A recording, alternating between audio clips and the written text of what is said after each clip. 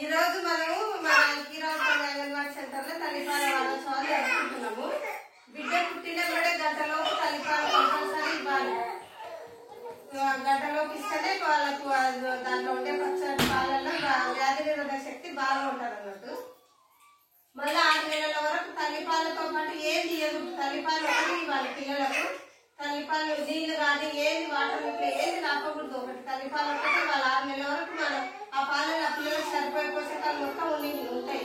అందుకే తల్లిపాలు ఇవ్వాలి. 6 నెలల తర్వాత అనుబంధ ఆహారం అని మొదలు పెట్టాలి. మనం బాలామృతం ఇస్తాం కదా, అది ఒక స్పూన్ పౌడర్ వేసి వేడి నీళ్ళ వేడి పాలు కలిపి పిల్లలకి ఇవ్వాలి. బాలామృతం ఇవ్వాలి 6 నెలల నుంచి.